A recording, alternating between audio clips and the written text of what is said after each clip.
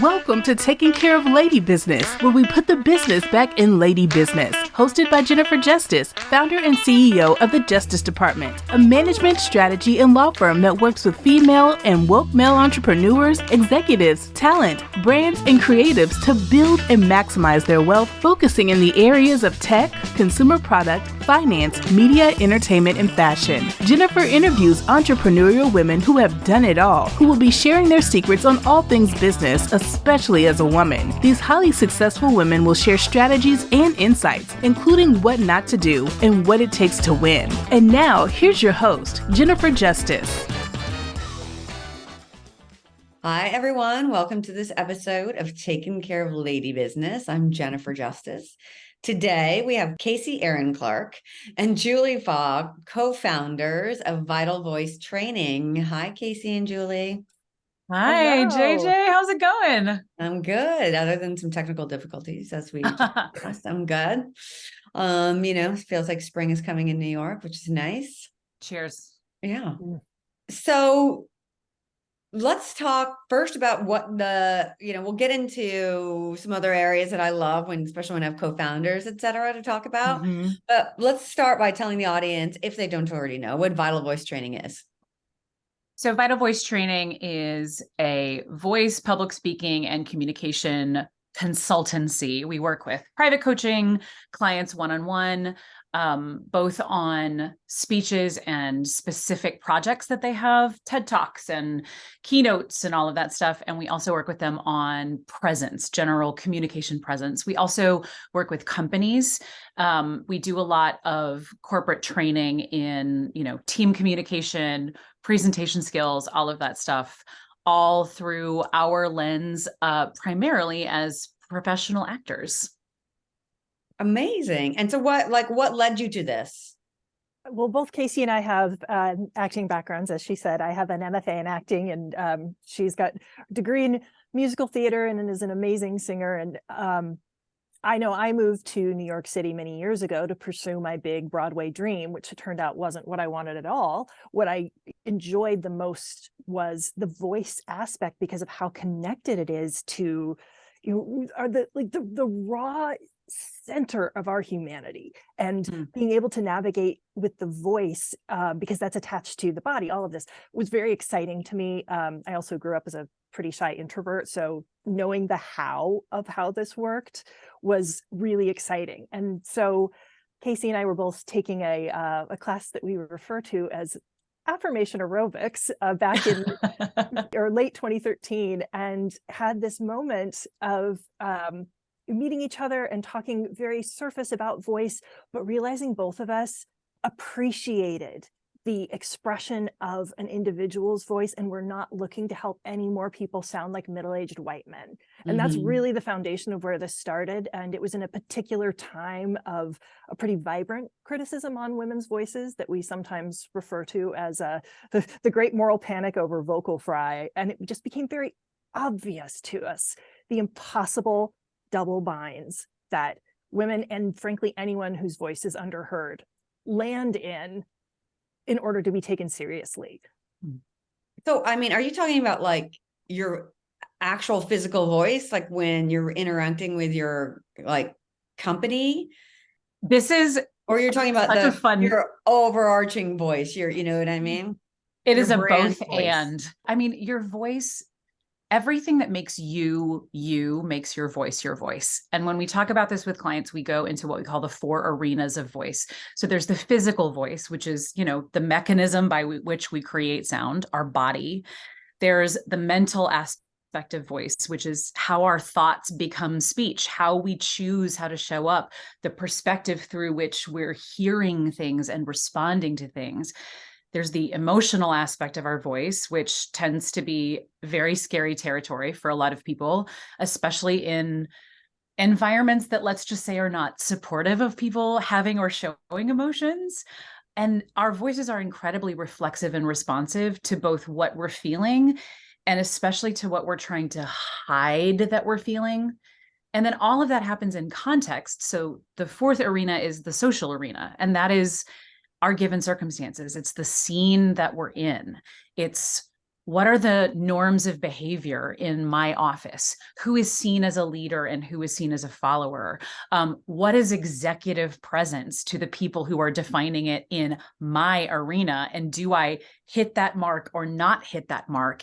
And those questions are so important. I was just listening to your episode from last week with Lisa from Gravitas, and she was talking about the origin of her company being her getting this feedback that she didn't have gravitas.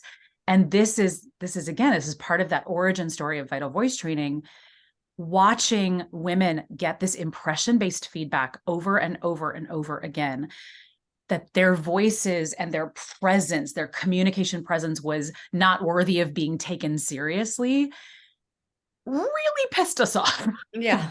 And the advice that was being given was so reductive and so sexist. And most of it boiled down to just learn how to imitate somebody else. Exactly. And then you'll be taken seriously. Yeah. Well, I've actually seen it the opposite way too, always being called bossy and aggressive. Oh, yeah. Even, you know, people really like listen to you. So if you said things differently, and I'm like, I'm literally talking in this voice right now. So should I be going, oh my God, guys, that's great. That's so not me. No. Right. No. And that's basically what they were saying, because I would literally, and I would do it on purpose. I would say the exact same thing in the exact same tone as one of the guys. And all of a sudden it was like, why is she yelling? Yep. Yeah. What are you talking about?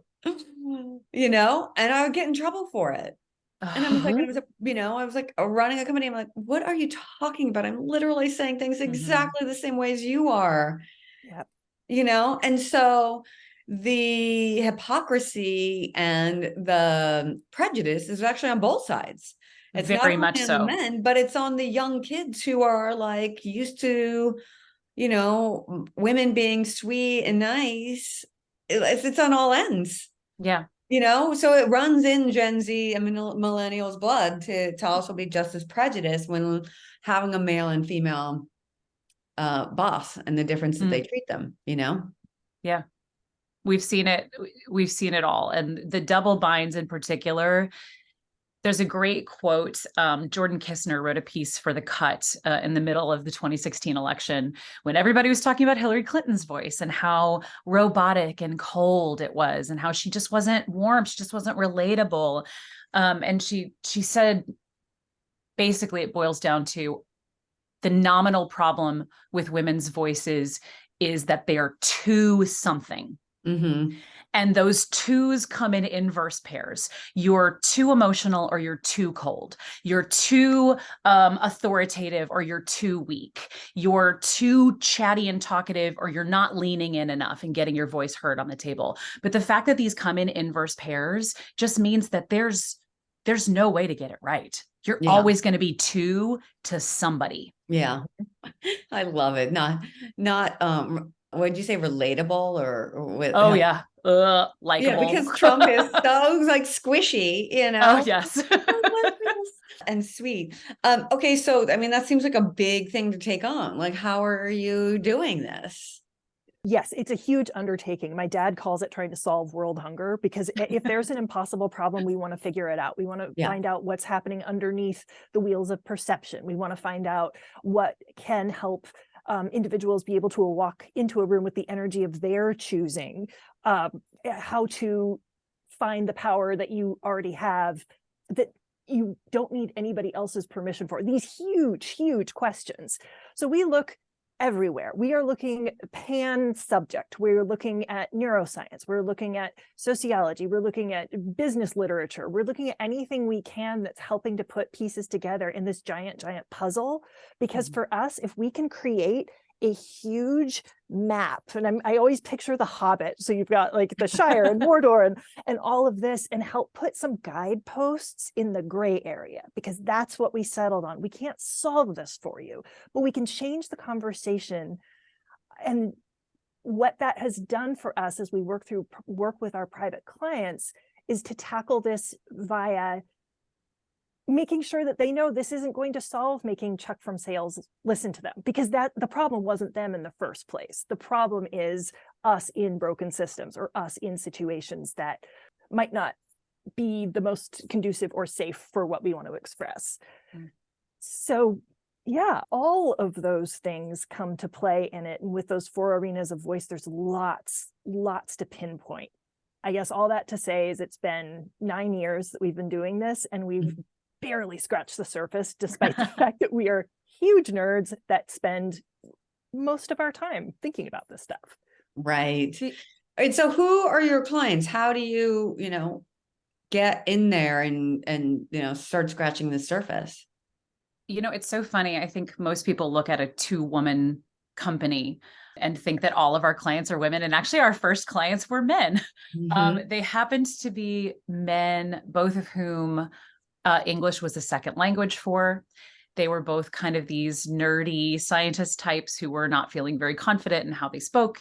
Our clients typically are folks who are somewhat outside of the mythical norm, right? If the mythical norm is middle-aged white dude of a very particular brand, they're outside of that. We particularly love working. You know what? I'm going to let Julie say who she particularly loves working with. I have a real heart for recovering perfectionists who are finding their inner rebel and their inner, sometimes we call it the flaming inner middle finger to the status quo and the systems, but who have spent their whole life trying to be good little girls and do it correctly. And they're ready to break out of that box and show who they really are and show up in a huge way. They're often founders. They're often the faces and voices of their brands. They have big ideas that they want to share. And I think one of the coolest parts of our job is getting to support those huge ideas being delivered into the world. That is like, oh, it's the best. And Julie has a heart for another type of client that we serve.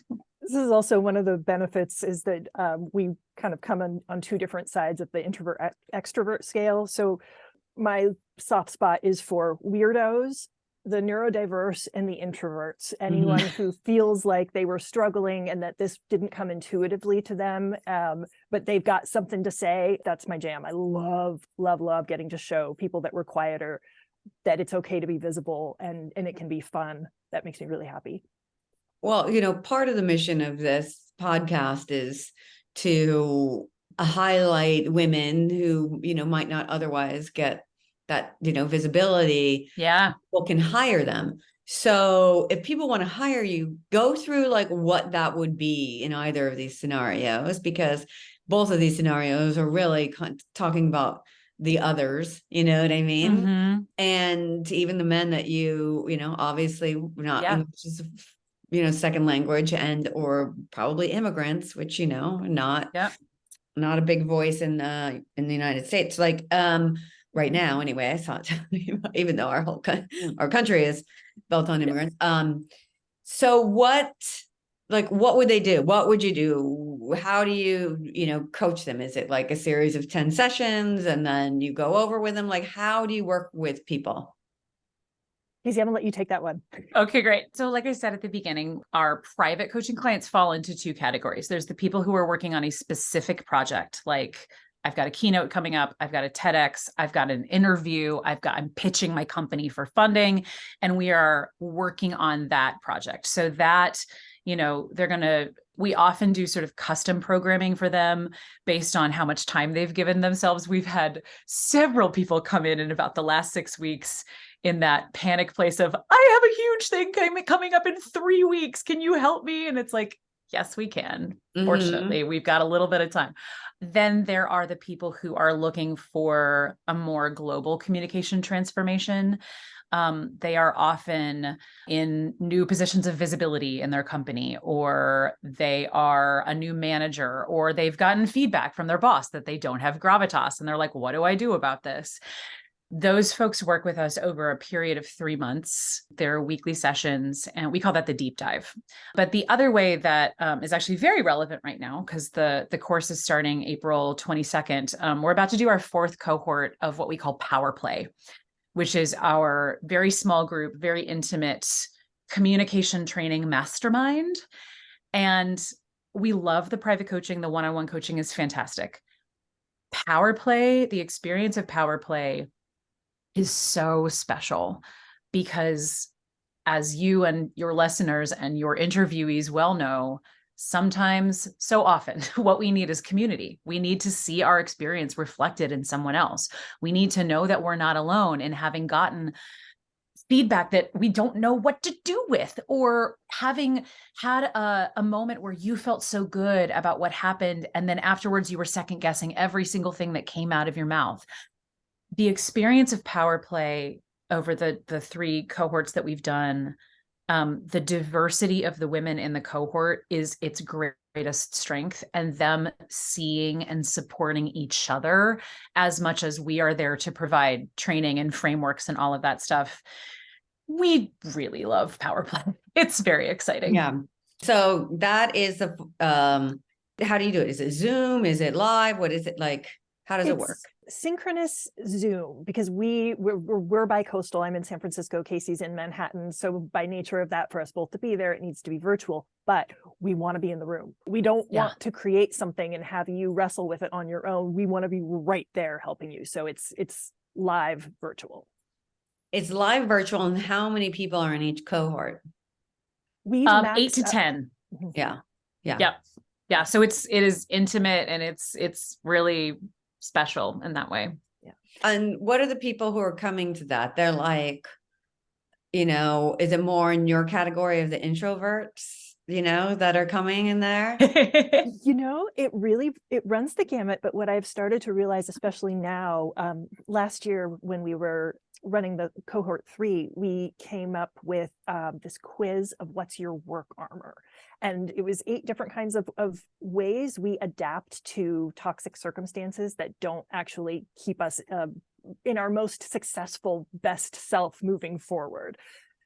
That really resonated. So a lot of the participants are people that have done everything they know how to do and aren't getting the results. And they're starting to feel their soul eroding day by day and starting to feel like they're getting smaller and smaller.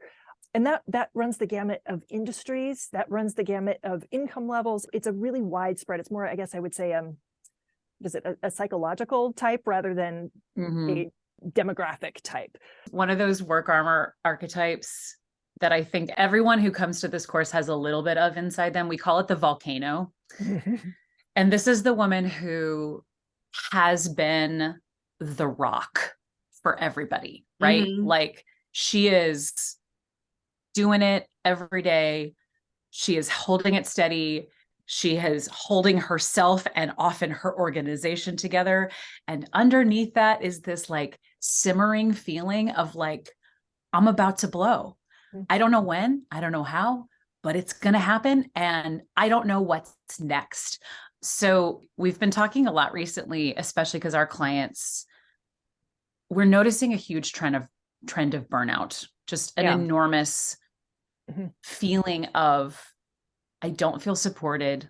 I don't feel like necessarily anyone, but maybe my other girlfriends have my back. This was, the Skim just put out an incredible research project called The State of Women that was talking about this, and what that looks like when you're edging into burnout, what that looks like when you're fully in burnout, and then what it looks like as you're coming out of burnout is something that we've been thinking a lot about, because it just seems so universal right now. Yeah. I'm definitely the volcano. I've always been the volcano. It's like, I'm so tired of it. I'm so tired of it. Like, it's like, you get like, oh, well, they don't really need anything. And, it's like, no, we do. I don't ask for it. I mean, you shouldn't come and give it to me, Yeah. This is one of the beauties of theater as a medium, and of the work that we get to do, particularly in power play, is giving people access to a space for the biggest version of themselves, because we don't get that in daily life. Like, because we do have to hold it together in so many different sets of given circumstances. But like, it's one of the reasons why when we put this together, we're like, we want a drag queen to come in and teach us how to strut. Yeah. We want a rapper to come in and talk about rhythm and speech and diction and how that could, like, we want a space for people to get to play. That's the play aspect of power play, because it doesn't have to be so serious. It doesn't have to be so heavy. We can actually explore size in a way that is safe, and then we can bring it out into the real world. And 2 things about it. one, the idea of play, not just the idea, the practice of play is one of the things that can help edge us out of burnout. Mhm. The other thing is burnout has the word burn in it. And I think about that. How can that word be more appropriated to something, instead of burning out, burning it down? I think that's really where I've come to over the years is, if it's not working, let's light it on fire and back a and lot of women were ready to burn that down. Burn those fuckers down. But yeah, then after I started my own company and realized it's like I can put my own parameters up. It's only my career. That's, you know what I mean, that I can burn down now. And so I think that's, super important, point. But one of the things I always tell all of my, and I think, I represent mostly women, but what I tell most of them, when they're talking about like, oh, I don't want to ask for more money because, they can't afford it. And, I don't want to push too much because, I want to be nice. And I'm like, no. We play to fucking win, or they're not going to take you seriously. Like you're never getting ahead. If they don't think you can negotiate for yourself and advocate for yourself, then you're not advocating for the company, and you're just filler to do all the errands and all of that stuff. Not only that, if it's hard for you to advocate for yourself, then think about the thing that you love the most, right? And to me, it's my kids. I don't care if it's your dog, which was my dog before my kids. And then he was a very close second, and sometimes first. Who's kidding who? There are a lot of every time you're getting passed over, undervalued, underestimated, underpaid, under whatever else, it's not, don't think of it as a disrespect to you. Think of it as a disrespect to them, because every minute of time that they're taking away from you is time they're taking away from them. And that's who they're disrespecting. And I will kill people for my kids. You know what I mean? And so it's like, why am I allowing this to happen? They don't respect us. They don't respect my kids enough, to treat me well, because I need to be my best self when I walk in that door, and it's very helpful to put yourself in another situation and think about it that way, because you're right. Burnout is real. All the volcanoes are always women, it's just like, yeah, it's I can't agree more. So I love everything that you're doing, and scratching the surface. But you know what? Enough people start digging and we'll get to the core, in all different areas. Speaking of volcano. We've seen a shift over the 9 years. I mean, when we started talking about this in 2014, I mean, let's be clear.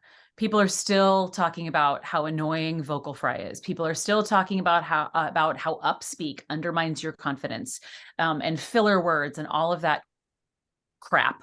But we think that the conversation is starting to shift. We think that more people have accepted that there are different ways of showing up with confidence in the world. Again, as you were talking about with Lisa last week, what's missing right now is the action. What's missing right now is the conversation has moved forward. Now the organizations have to move forward. And this was the biggest finding of the book that we wrote on authenticity in the summer of 2020, which is that people, I think authenticity is a really popular buzzword right now, bring your whole self to work, or, show up with your full self at work. Well, A, what does that even mean?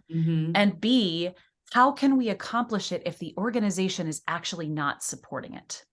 So authenticity as an individual's pursuit is not serving us anymore. We have to create the conditions for authenticity. And that is a group project that requires all of us to be able to listen better and to be able to accept, again, different sounds, different styles of communication. So when you're helping, people, you're helping individuals, et cetera, get their voice, their true authentic voice, et cetera. And then, but when you're showing up, like we were talking about at the very beginning, either being rolled over all the time, or being called bossy because you talk in your normal voice as a woman, how are you helping them? How do you integrate that, knowing that companies still aren't ready, or millennials and Gen Z are still oh, she's yelling, you know what I mean? When it's no, I'm not, you're just being prejudiced against me, I had just written down a note that was an answer to that. You anticipated that I was going to ask you that? I love it. It's the idea of be on your own side I think that that's where we can come in, because again, one of our phrases that we say is our work is best practices in broken systems. It can't fix everything. But if the world is against you, you don't need to join them. And what we notice is that that stuff gets internalized, and it ends up in the self-critic in this way that is this horrible monster that's making it even hard to take a literal footstep forward, because you're hesitant, not knowing if it's the right step. And the consequences of getting it wrong are so big.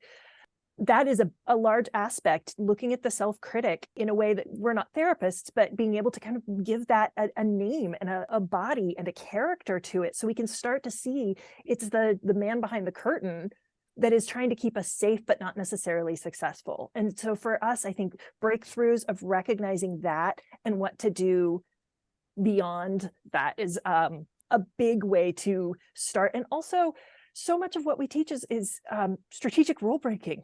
It's under the surface of everything we do. And sometimes people just need to hear the permission to go and break a rule that they don't understand why it's there. So we're definitely your more rebellious coaches. But yeah, burn it down, break it. Perfect. The tools of theater are so suited for this exact thing, because, and it's one of the reasons why I think what we do is so fun, and why, you know, even someone who might be initially like, oh, the tools of theater, like, you're going to teach me how to talk louder, or you're going to teach me how to like not be nervous anymore. No, we're going to teach you how to understand that every human being at all times is on stage with other people. And we are trying to create an impression in other people, and they are trying to create an impression in us. We always want something when we speak, and we are talking to people who want something when they speak and when they listen to us. It's all a framework. And within that framework, there's no right way to do this, which also means, I'm not going to say there's no wrong way to do this, because there are actually like a lot of ways that are less effective, but there are so many ways that we can actually play within that framework, as opposed to, and this is again where my deep heart for perfectionists come in. When you let go of the idea that there's a right way to do this, suddenly you're free to actually try different things, to understand that like, maybe the habits that I've created over a lifetime aren't the best choice for this scenario, but I have other things that I've learned in other places in my life that can meet this moment. We talk a lot, you mentioned your kids earlier. We talk a lot about the action of momming.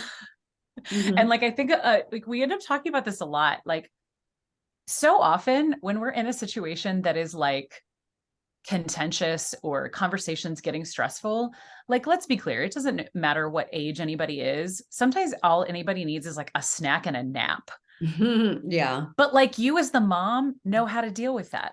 Yeah. Not that you treat them like children necessarily, but you have tactics that you've developed in some other arena in your life that might actually suit this scenario beautifully. Yeah. No, it's good. I know, it's funny you just said that, like every time you speak, it's like you're, you know, you want something, and you know, it's performing. I literally just read this quote yesterday, I don't even know where, but it was like, every time you speak, it's a monologue, you know. And it's true. I mean, look at me now. And so interesting. So I love everything that you're doing. And I'm sure there's going to be some listeners who are going to be looking you all up after this for sure, and seeing how they can hire you all. I do want to ask, like, before we have to go, a few questions about the fact that you're both from the arts, you're both creatives. And, you know, I have worked with creatives my entire career, and I know how to marry art and commerce, because while I do have creativity, it's not my number one thing, right? I know how to help creatives thrive, and I always find it interesting when creatives, in particular, two of you, start a business together, right?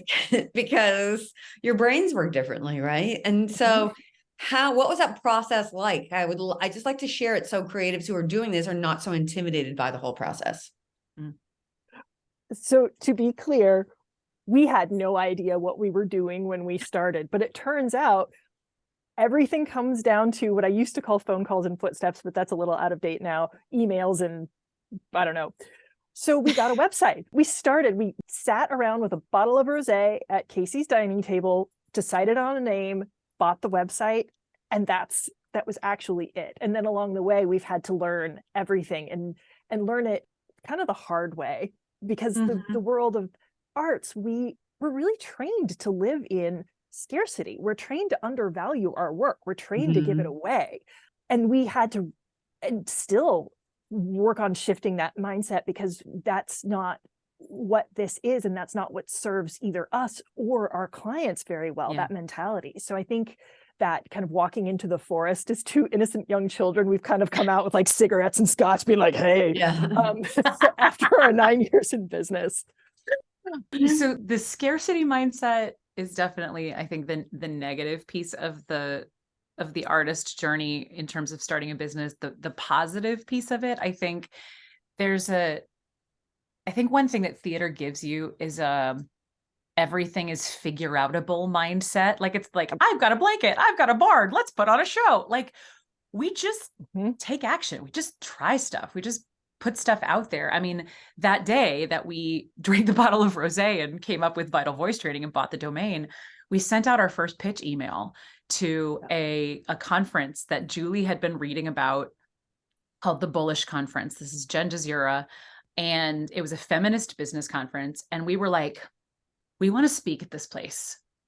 What do we want to talk about? Like, and so we came up with the title, What Does Authority Sound Like? And we put together a paragraph long pitch and we sent it out. And 2 days later, we'd booked the conference. Amazing. And it was like, so I think part of it was that, like, you know, theater people, like, our entire job is putting ourselves out there, and often hearing no, that is also a thing. You all are very used to rejection. And I think oh God, yes. And losing. And that's such an important lesson to learn, you know? Yeah. The thing that my kids struggle with the most is hearing the word no, hearing like losing. It's like, it's a constant battle. And like one of them is now in an acting class. And so I think that he's getting the girl. I should put the boy in it and see what get him to like learn what no is. But yeah, I mean, you reached out to me to be on the podcast and it took me 30 seconds to respond and say, yes, absolutely. Because of course, you know, it's like, because also the thing is about, you know, you think, oh, well, maybe somebody, you know, won't want it, or I'm not good enough or whatever. But like the other person might be going, I'm really busy. I need to book some people. Like, what am I missing? And then you never know, you know what I mean? Don't assume like you're not, and you're never, and I say this all the time too, you get, you know, you get 0% of what you don't ask for, you know? So these are all great lessons. And I love to hear from creatives, and, you know, starting businesses, and also just different pivots or things that you wanted to do. I was going to be a Broadway star, and you're like, I don't even really like that. I mean, to me, that sounds like a lot of work. It's crazy. Not how people do it. And so no, I love it. And I love that 9 years later, you're drinking the scotch and like have all of the experience, et cetera. So, you know, what are the things that you would say to creatives starting out, you know, in a business, like to do something, like what would you have done better if you had known or something, you know? I don't know that I would have done anything different. And that's not to say that there weren't other pathways. That means our given circumstances, we did it the only way we could within our circumstances. And I think that's what I would want creatives to know, because what came to me and what gave me the courage to start a business is the summer before Casey and I met, I had gone to a burlesque class, and it was just in a rented studio in New York City. And I realized I can rent a studio. I can hang out a shingle. And so I did. Yeah, no, that's a perfect answer, because it doesn't have to be like your journey is your journey, and it doesn't really matter. And there's no such thing as an overnight success, right? So all of those things. Well, thank you so much for all of this. I do have one question that I ask everyone at the end, and it looks like Casey might have already, like, you know, been thinking about this. We've been talking about this, yes. You can each give your own, or you can give a collective. But what is the worst advice you've ever received? I was kind of thinking about this because there's two different prongs. So I'm going to go really specific because I know Casey's is more global. The advice of look at yourself in the mirror while you rehearse your talk is the most horrid advice that you could get. It is the kind of advice that sounds really good, or someone says, oh, just look in a mirror. And people come in and people who want to get it right, they really invest. They really look at that mirror. and they have set themselves up to only have a feedback loop with their own face. So Mm, when you stand up in front of an audience, you're not in the right mental space of connection. You're in a very internal world. You're in a very kind of me out, as opposed to the give and take of communication. And that's really where we see the, I don't want to over rehearse, I don't want it to sound canned, usually happens because someone has looked at themselves in the mirror and just done their talk rote over and over and over and over. But like, what happens if I smile and wink here? What happens if I lilt here? Which is not something you can recreate in the moment. yeah. True. Love it. We have been thinking a lot about this lately, especially, we're almost 10 years into Vital Voice training. We are leveling up, like our, business is really exciting right now. We've gotten a lot of advice over the years, and all of the bad advice that we've ever gotten, I think might have been good advice for other people in other situations. And this is my thing. All communication is context specific. And the worst advice that we get is when people don't either take the time or have the curiosity to understand the context and understand the given circumstances. And usually that's because they're giving advice to look smart. They're giving advice to look generous. They're giving advice to be seen as an expert, and they're not actually listening. And I come from a long line of women who want to fix things for other people. So I get that instinct. Like I have had to learn myself to not jump in with advice that is context free or that is not actually needed. So I understand the instinct, but it's like, if you're an advice giver, taking the time to actually be curious about the situation and the person you're giving the advice to is going to make your advice 100% better every time. Amazing. Both great answers. Thank you, ladies. All right. Well, thank you so much for being on here. It was really amazing and very enlightening for me. So thank you personally. So if people want to find you, how do they do that? www.vitalvoicetraining.com. That's our home base. And if you add /the course on the end of that, you can find out about Power Play. We're on Twitter at @vital_voice and Instagram at Vital Voice Training. Amazing. Thank you. Oh, and we also have our own podcast, which, by the way, we should interview you on. Love it. Oh my God. Come on over and hang out in our yard. It's called Voice Is. And we interview kick-ass, almost entirely women about their voices and their stories and their expertise. And it's really fun. I love it. And they can find it everywhere podcast plays. Yep. Amazing. Thank you, everyone, for showing up and listening to this episode of Taking Care of Lady Business. Until next time, I'm Jennifer Justice.